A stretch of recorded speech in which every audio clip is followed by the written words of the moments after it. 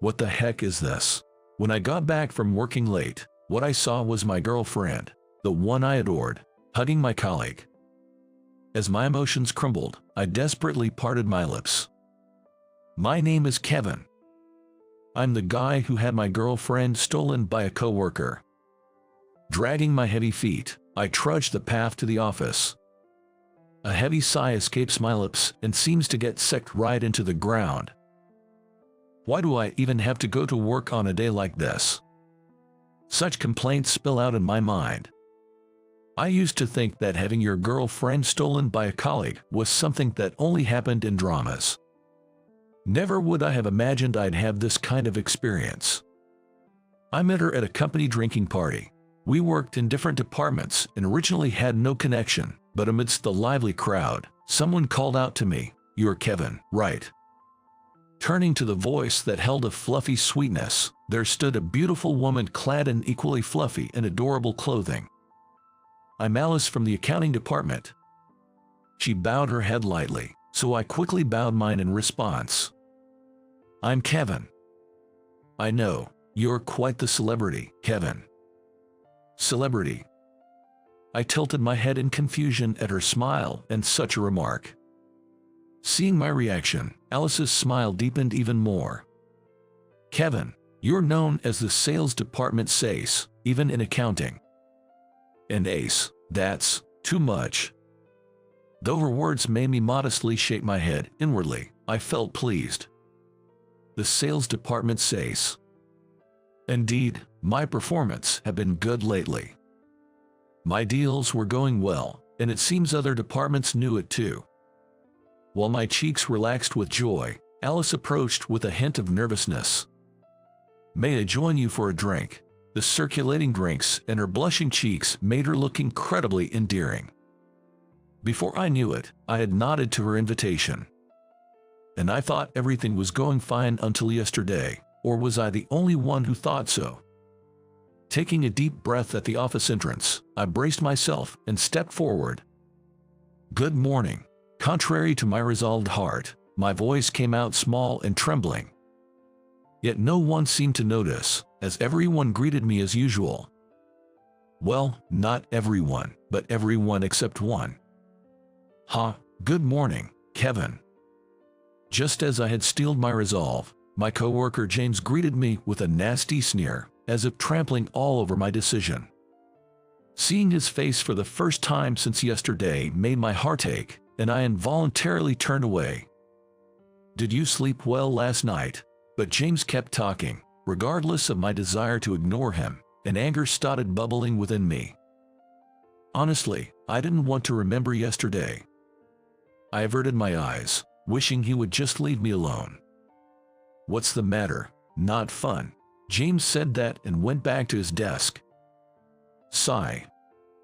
On the deserted rooftop, as the autumn wind blew, I let out yet another sigh. The slightly chilly breeze seemed to calm my heart, making me feel a bit at ease. I had told Alice yesterday to leave. At first, she seemed to want to make excuses, but then, seeing me downcast and clenching my fists, Alice swallowed her words. She must have sensed my unyielding intent. Of course. In the apartment we started living in together, I found her embracing James, my coworker. There's no way I can forgive that, nor do I want to. What am I gonna do now? The room was rented to live in with someone else. It's a bit too spacious for just one person. I was considering moving as one of the options for what to do next. As I sighed and looked up, the sky was clear and beautiful, in stark contrast to my feelings. While I was about to sigh again, looking at the sky, a voice suddenly interrupted. "All those sighs. Are you sure you're okay with happiness slipping away like that?" I was taken aback by the unexpected voice. "It's you, Sarah." I was surprised at the person I find when I look up. It was Sarah, known in the secretarial department for her beauty. Took him up for a break on the rooftop and find the ace of the sales department looking like a zombie. Zombie, that might be a bit much, but indeed, anyone who saw me like this would think the same. Unable to argue with that, all I can muster is a wry smile. Sarah smirked a bit mischievously at me and says, "Want a beautiful and dependable older woman to listen to your troubles? Huh? You've got something bothering you, right?" I had been sighing. After all, it should be obvious I'm troubled, yet I feel as if she can see right through to my heart. Talking about it can make you feel better. Her smile is playful, but her eyes are filled with kindness. Encouraged by Sarah's words, I started to spill my thoughts in bits and pieces. Well, it's just that, in the end, what Alice really wanted was just a boyfriend with a good title, not me for who I am, I confess. As I talk, I realized how much it had actually hurt. I'd been so focused on work and what comes next since yesterday that I hadn't given myself the chance to process my own feelings. That's why I hadn't noticed. I felt something cold on my cheek. Only when a tear dropped onto the fist I've been clenching, I realize I'm crying. After I finished talking, Sarah took a breath before speaking. "You've been strong." She offered me a handkerchief, which, surprisingly for someone as glamorous as her, was a cute pink color. "Thank you," I managed to say, taking it. Then Sarah looked at me with a straight gaze, her beautiful face bringing a mix of confusion and nervousness to me. Then she said something unexpected. "Hey, Kevin, will you partner up with me?" The word partner brought questions to my mind. "What do you mean by that?" I asked honestly, and a playful smile appears on her face. She's beautiful, but Sarah also seems to have a childlike innocence about her. "There's a big project starting up. I want you to help me with it," she explains. Sarah's slender white fingers overlapped with mine, gripping the handkerchief. I flinched reflexively, my heart skipping a beat. But she doesn't seem to notice my reaction. Instead, there's a firmness in her touch. "What do you say?" She asked this at close quarters. "Being part of a big project will definitely improve my skills. And more than anything, I wanted to focus on work right now, to reduce the time spent on unnecessary thoughts.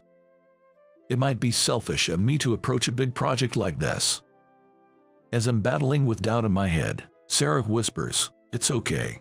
Maybe if she believes in me this much, it's worth a shot." I'd be honored to. From that day on, my busy days began. In the morning, right after arriving at the office, I'd get the car out, and it was arranged that Sarah and I would make our rounds to greet clients. Of course, I was driving, relying on Sarah's navigation to get us around. Lunch was usually a light affair at a nearby cafe, which had become our regular spot. Sarah always ordered the same thing: coffee and an egg sandwich. "I made sure they added sugar for you." Thanks. It was something I had come to realize after pairing up with Sarah. She had quite the sweet tooth. Sarah, looking sharp in her pantsuit, I had, albeit mistakenly, pegged her as the black coffee type. So when I first saw her putting plenty sugar and milk in her coffee, I couldn't help but blurt out, "Not black." She puckered her lips slightly in annoyance and responded, "I like sweet one." Seeing her like that, I secretly thought she was actually quite adorable. Another thing I noticed was that Sarah was not a morning person. Yawn. Good morning. Her morning greetings in the parking lot were usually mixed with yawns, and while you'd think her hair was impeccably done, sometimes the back was sticking out.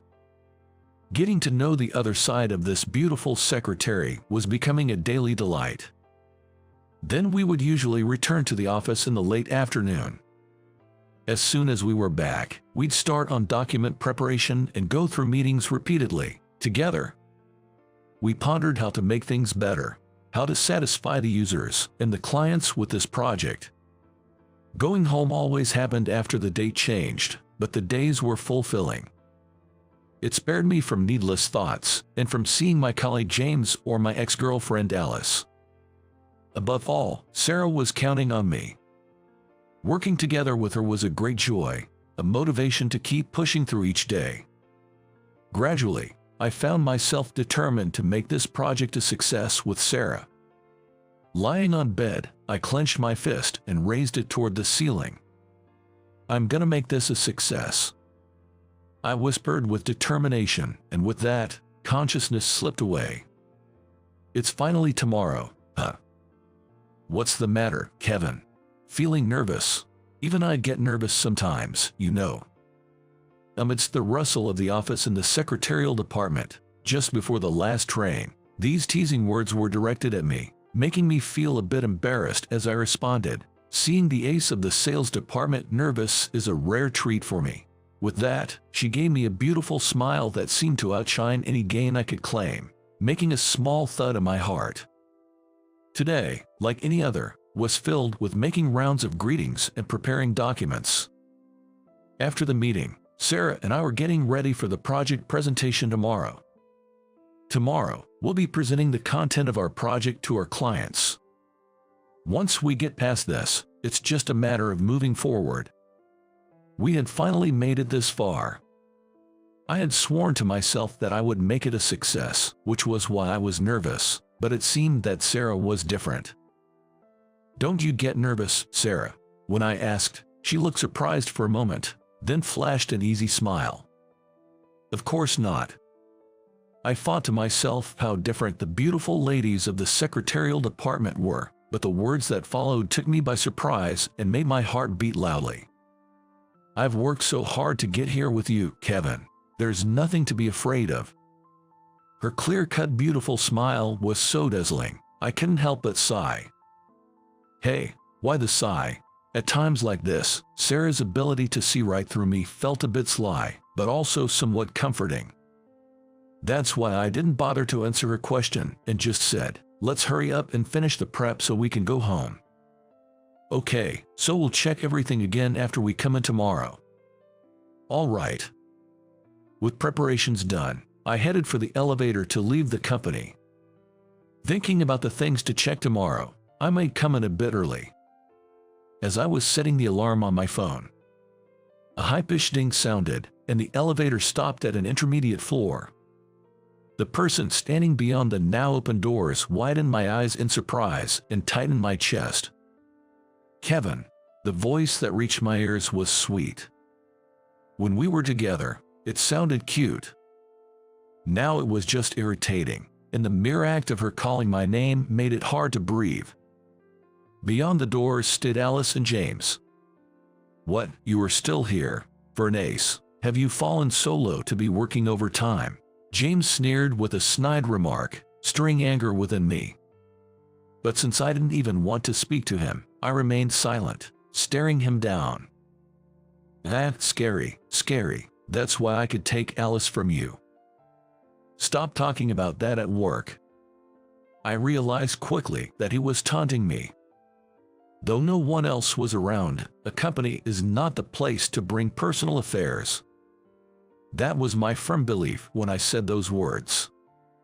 However, the response didn't come from James, but from Alice next to him. I was lonely. "Kevin, you never paid any attention to me," so I turned to James. Alice wasn't listening to me.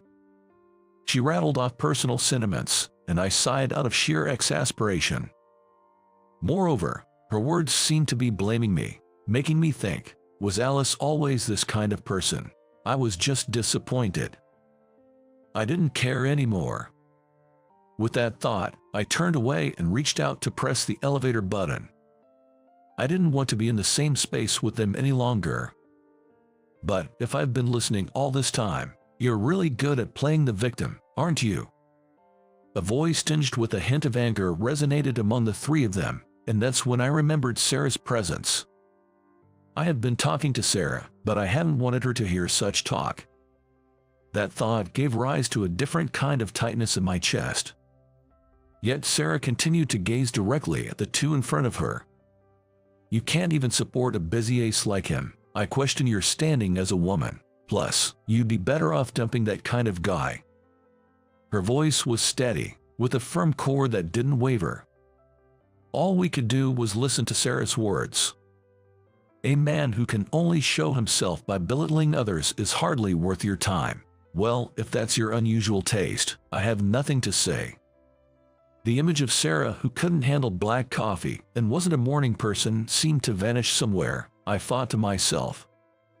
While I was thinking about this, suddenly, Sarah wrapped her arms around me in a tight hug. Our three voices overlapped in response to the unexpected turn of events. But Sarah didn't seem to care and declared, "Kevin is already going out with me." She stated it matter-of-factly. "Wait, Sarah." Stepping out of the elevator and seeing her, there was a mischievous smile. Seeing that smile, I immediately caught on and managed to say, "Enough with the teasing, please." But I was a little irritated. Sorry for butting in so suddenly, but, watching her stylish figure walking ahead, she turned back with a slightly shy smile and said, "You know, I wouldn't mind if you really want what I mentioned earlier." Her words left me unsure if she was joking or serious. I wonder if I'll keep being tossed around by her in the future. With a sigh that was becoming all too familiar, I called out to her back walking ahead. "What if I took that seriously? I was planning to tell you to wait until the day after tomorrow because we have the big project tomorrow. Then, let's plan for the day after tomorrow." Sarah stopped without turning back and asked, "Really? Didn't I just say so? I'll give you my answer the day after tomorrow." If I could see my face in a mirror right then, I'm sure it would have a slightly mischievous expression. "If you can say such clever things, you must be all right." "Thanks to you, Sarah. Let's do our best tomorrow." Yes, I'm suddenly feeling very motivated. When she turned around, her face was so bright it was beyond words. And the next day, on the way back to the office after the project presentation, we were at our usual cafe, drinking coffee together. "Think it went well?" she asked, adding more sugar to her coffee than usual, perhaps freed from the tension. "It's all good. The materials seem to resonate with the audience, so there shouldn't be any problems. It will definitely be a success." That's a relief. But now I'm wondering about your answer tomorrow. Of course, she was referring to the matter we had discussed the previous night. "Can I give my answer now? Is that all right?" "Sure. Please go out with me." Silence fell between me and Sarah, and the cafe's background music suddenly seemed very loud. "Are you sure I'm not that cool, black coffee-drinking executive secretary you imagined?" "I already know that. I've made up my mind not to judge people by their looks or titles." "Oh, you have a good mindset." "I like Sarah, who enjoys sweets and cute things. So, what do you say?" "Thank you, I'd be glad to." Her smile was as charming as a young girl's. And that's how Sarah and I started dating, becoming the envy of everyone in the office. Speaking of those troublesome two, they got a good scolding from the executive for flirting during overtime. James was sent to a small factory in a remote area known for its strict manager. And Alice was transferred to a branch office full of tough career women, both apparently getting squeezed dry every day. "Hey, there's a new project." "Yes, leave it to me." As for me, I'm confident of a bright future every day.